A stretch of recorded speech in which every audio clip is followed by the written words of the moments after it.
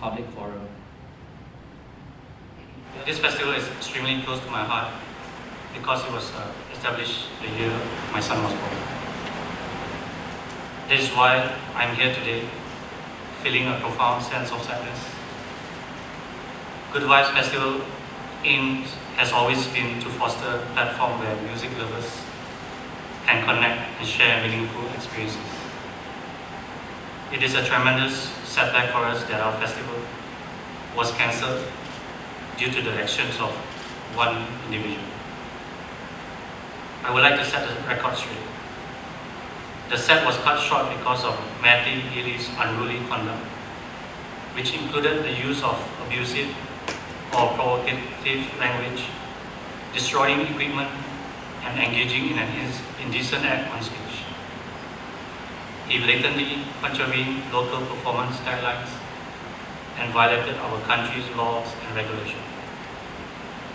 We do not accept or condone such behavior, and Matty Healy's conduct deserves to be condemned. His display has left a trail of consequences for Malaysians. This incident was isolated and unforeseen, and contrary to the agreement we had with the venue. In Good Vibes Festival's 10-year history, we have never faced such an occurrence because we have always upheld a strict policy of adhering to local performance guidelines, which include no smoking, no drinking, no swearing, and no indecent acts on stage, among other things. Every artist, local or international, that we contract undergoes a clear discussion regarding these guidelines. We had the 1975 management team assurance that they would adhere to the local laws and regulations in writing. We even further reiterate that with the tour manager prior to their performance.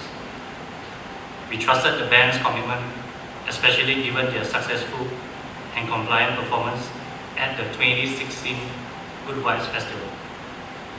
When the incident occurred, we acted as swiftly as possible to mitigate it.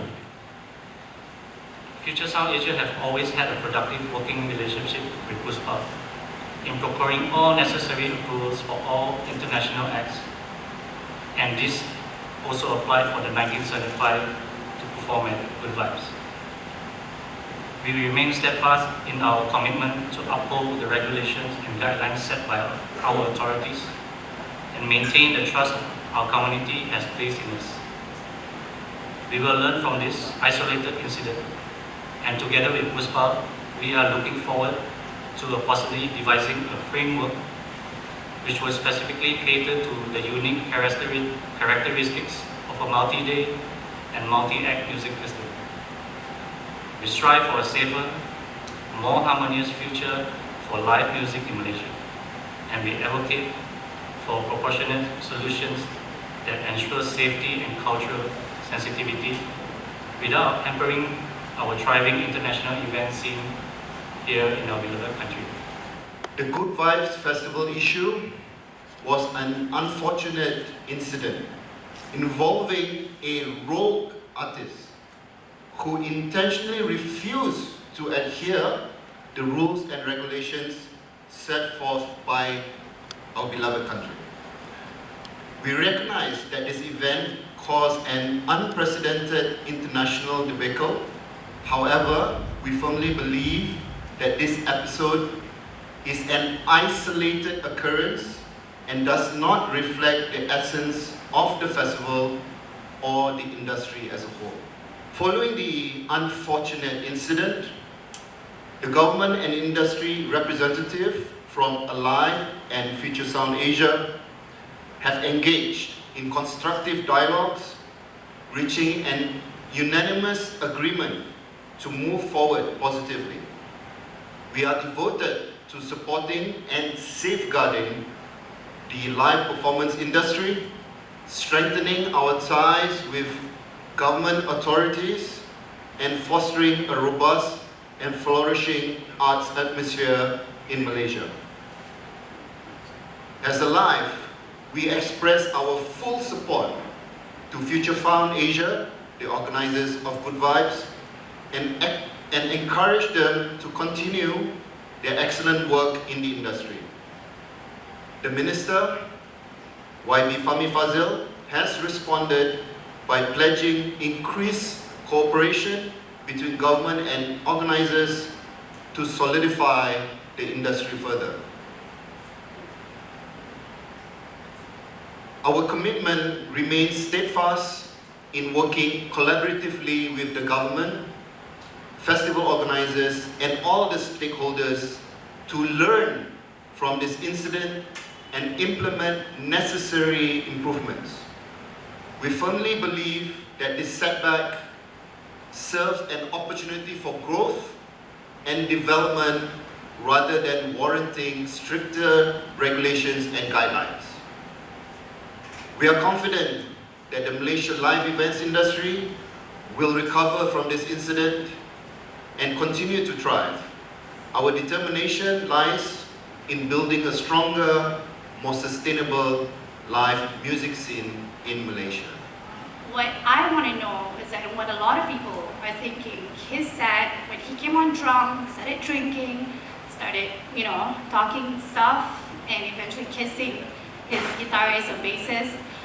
How is your security like?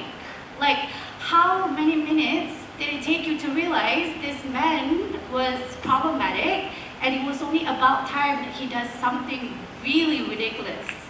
So how was it like? A lot of people are wondering, like you had pretty long time when he was on stage, just get him out of there. So I really want to know like the technicals of it. Stopping the show is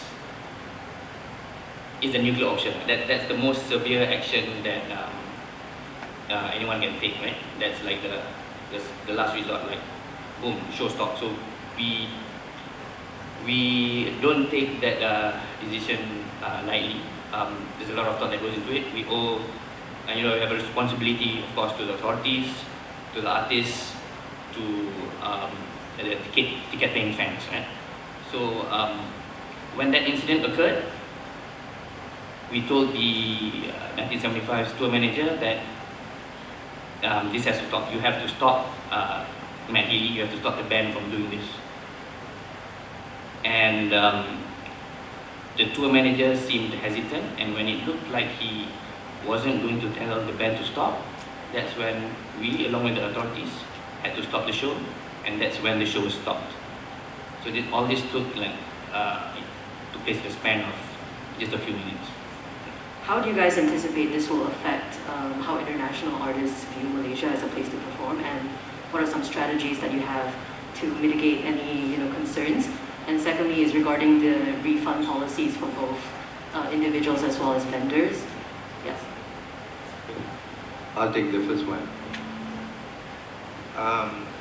I think this is part of our strategy to clear the perceptions that are playing around in everybody's mind that that this is going to blow up and a lot of artists are going to start rejecting Malaysia and so the immediate thing we did as a live and FSA, we engaged with the authorities that are governing our industry, and we have created a working team with them to ensure the momentum that we have built up the last couple of months after the pandemic is kept up, but also we have to be a lot better in screening the artists are coming, because we are beginning to have a different earlier most of the issues were very clear on certain guidelines that Malaysia